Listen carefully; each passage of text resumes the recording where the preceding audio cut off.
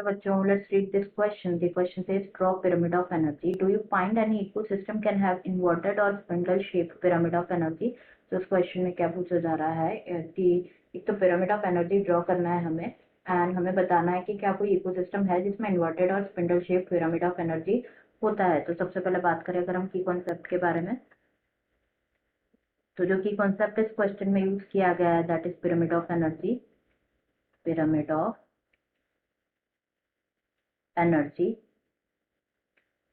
तो pyramid of energy के बारे में हम बात करें तो जो एनर्जी पिरामिड होता है इसको यूज किया जाता है टू विजुअलाइज कि कैसे जो है हाउ एनर्जी मूव करती है through the levels of an ecosystem, how energy moves through the levels of an ecosystem. जो ट्रॉपिक लेवल्स होती है उनमें कैसे जो है एनर्जी मूव करती है एंड कितनी एनर्जी अवेलेबल होती है ईच लेवल पे।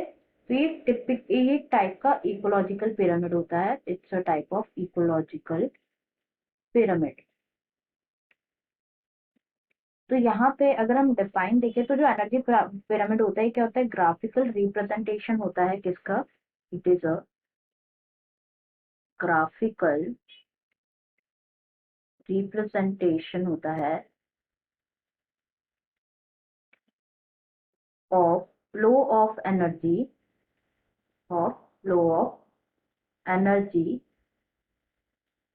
through the organic matter in an ecosystem, through a organic matter in an किसी भी इकोसिस्टम में। तो अगर हम जो है एनर्जी पिरामिड ड्रॉ करें तो if we draw a energy pyramid, तो base will be occupied by the producers, base जो होगी वो ऑक्यूपाई की जाएगी बाय producers आर दोज जो कि एनर्जी को क्या करते हैं, प्रोड्यूस करते हैं, which will always be the plants. Then primary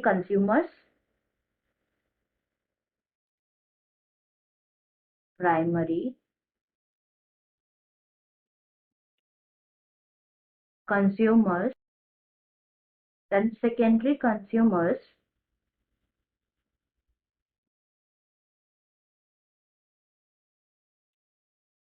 and then tertiary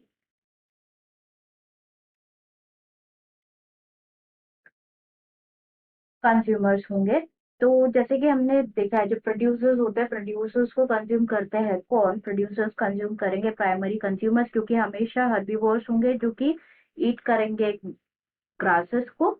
then primary consumers को जो है कंज्यूम करेंगे सेकेंडरी कंज्यूमर्स जो कि कार्निवर्स होंगे, जो कि which eat herbivores, and then tertiary consumers को ईट करेंगे कार्निवर्स। तो सपोज अगर हम यहाँ पे देखें तो अगर हम अगर देखें तो 10,000 अगर एनर्जी प्रोड्यूसर्स के पास है तो 10,000, देन हियर प्राइमरी कंज्यूमर्स के पास होगी 1000, सेकेंडरी कंज्यूमर्स के पास होगी 100 एंड टर्शरी कंज्यूमर्स के पास होगी ओनली 10% एनर्जी।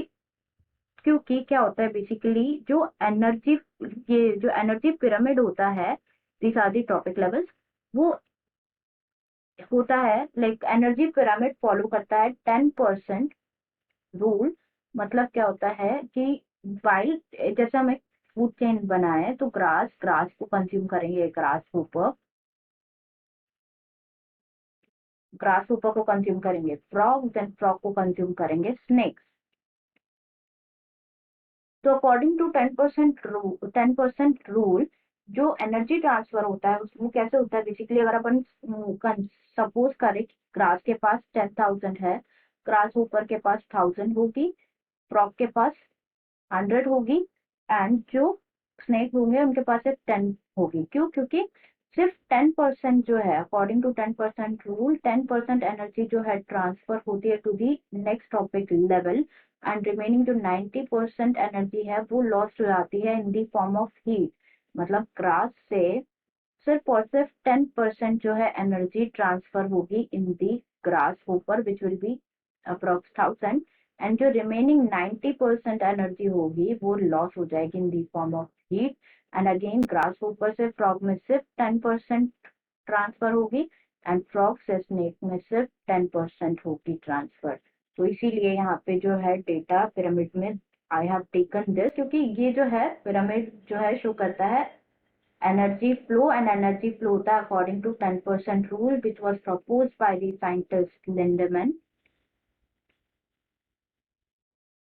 एंड यहाँ पे क्वेश्चन पूछा गया है कि क्या जो है किसी भी इकोसिस्टम का जो है पिरामिड ऑफ एनर्जी वो इन्वर्टेड हो सकता है या स्पिंडल शेप पिरामिड ऑब्टेन हो सकता है क्या?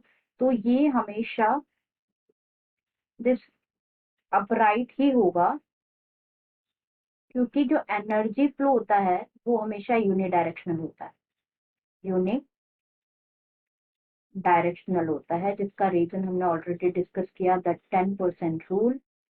10% रूल, इसी वजह से जो एनर्जी फ्लो होगा हमेशा यूनिडायरेक्शनल होगा। जो पिरामिड ऑफ एनर्जी होगा वो ऑलवेज क्या होगा? अपराइट होगा। It can never be inverted or spindle shaped. I hope you understood it well. Best of luck.